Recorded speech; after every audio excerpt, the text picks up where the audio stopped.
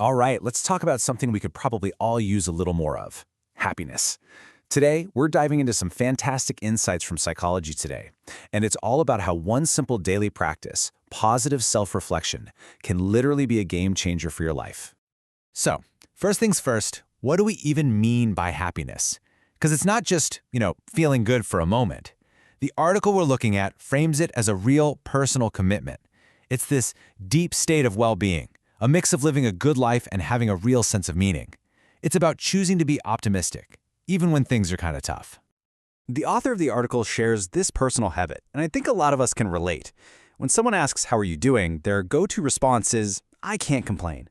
Now, this isn't about ignoring challenges or pretending everything's perfect. Nope. It's more like a mental reset button. It's just a small, conscious reminder to practice gratitude no matter what's going on. And that simple little phrase, well, it points to something way deeper.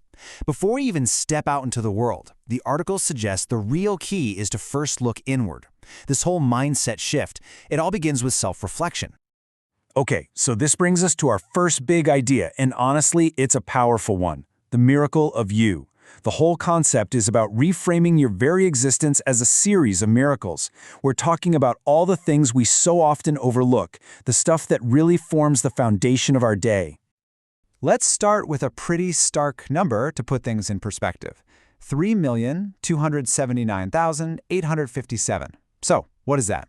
According to the CDC, that's how many deaths occurred in the United States in 2022 alone.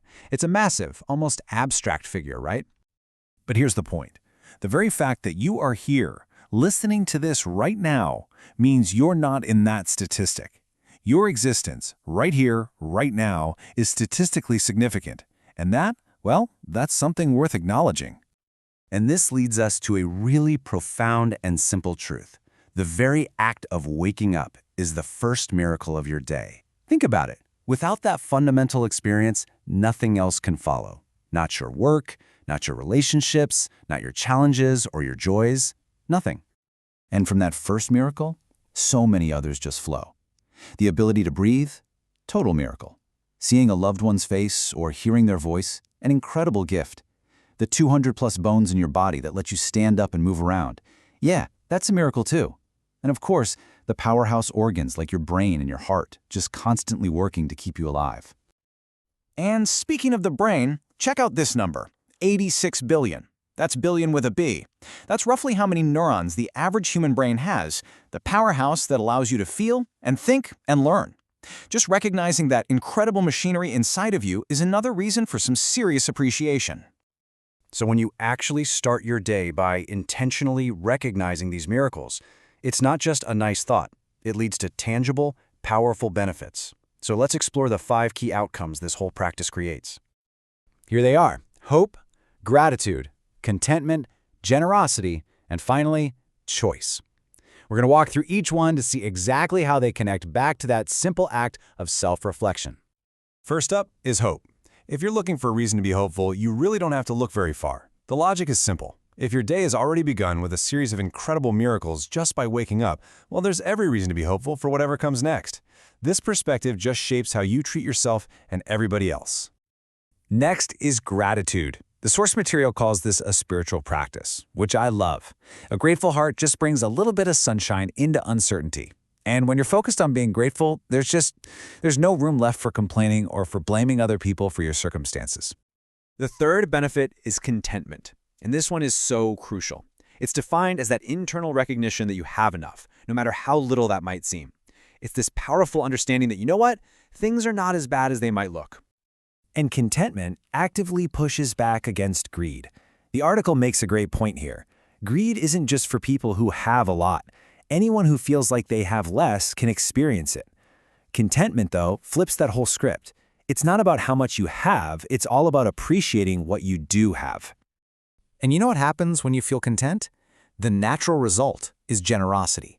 It's this impulse to pay it forward.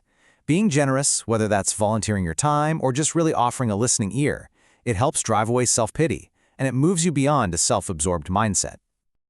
And all of this brings us to the fifth and most empowering benefit of them all, the understanding that you have a choice in how you perceive your life. So this final section is all about agency, Positive self-reflection isn't some passive activity. It is an active decision that grants you control over your own perspective and ultimately over your own life. The source material puts this perfectly. It says, if you say life is unfair to you, you are right. And then it says, and if you say life is full of opportunities, you are right too. Both can be true. Your reality is shaped by whichever one you choose to focus on. Your perspective literally creates your world. Ultimately, it all comes down to this. The choice is yours. Engaging in positive self-reflection is an active, daily choice. It's a practice that can help reduce anxiety and promote self-awareness. The power to be hopeful, grateful, and content, it really is in your hands. The world is out there just waiting for you to shine your light, and it all begins with a simple internal decision. So I'll leave you with this question from our explainer today. What miracles will you choose to see?